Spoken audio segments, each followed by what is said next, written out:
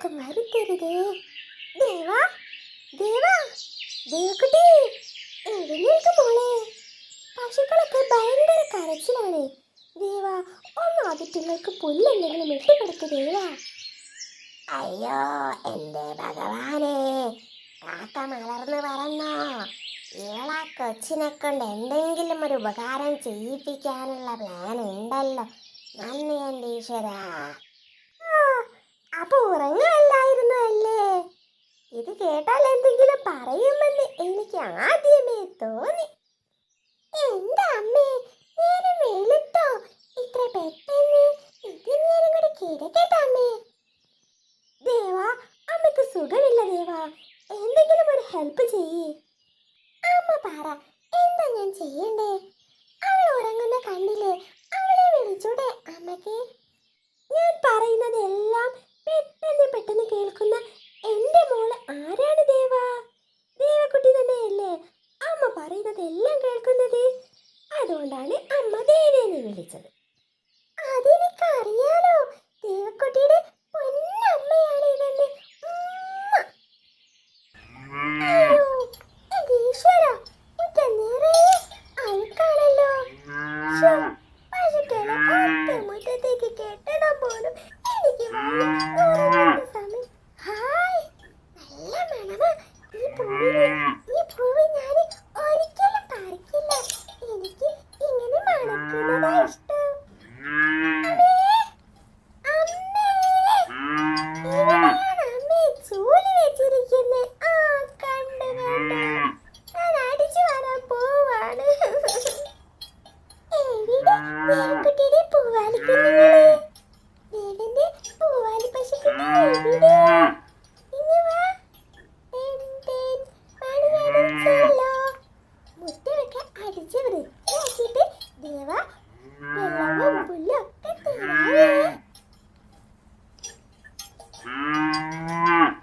അവളെ കൊണ്ടൊന്നും അമ്മ ചെയ്യിക്കൂല. എന്നും എന്നോട് തന്നെ മുറ്റടിച്ചാലാ പറയുന്നത്. അമ്മയ്ക്ക് എന്താ ഒന്ന് അവളെ നീരായില്ല തന്നെ. ഞാൻ നല്ല വൃത്തിയാക്കി ചെയ്തിട്ടുണ്ട്. ഞാൻ അതിന് കുറ്റം പറയാൻ വരണ്ട. ഇനി നമുക്ക് എല്ലാവർക്കും മുറ്റത്തിറങ്ങിയിട്ട് കുറച്ച് നേരം റിഫ്രഷ് ആവാം.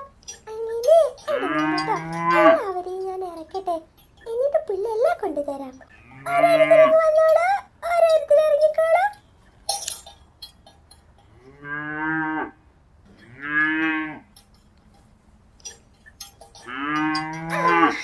അങ്ങനെ എല്ലാവരും എത്തിയല്ലോ. ഇനി ചേച്ചി പുല്ലൊക്കെ എടുത്തിട്ട് ഇപ്പൊ വരാവേ.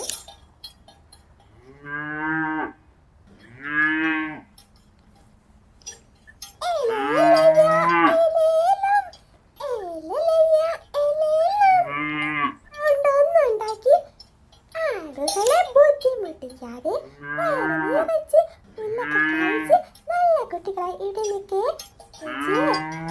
വരാവേ. അയ്യോ അയ്യോ, എത്ര വൃത്തിയാക്കിയിട്ട സ്ഥലമായിരുന്നു. ഞാൻ അടിച്ചു മാറില്ല. ഇതൊരു മണമാണ്. എനിക്ക് വയ്യ, ഞാനിനി അടിച്ചു മാറത്തില്ല. ഞാനിനി ഒന്നും ചെയ്യണ്ട. മുറ്റം നിറച്ച് എനിക്ക് വയ്യ, ഞാൻ അപ്പുറത്തേക്ക് പോവാ.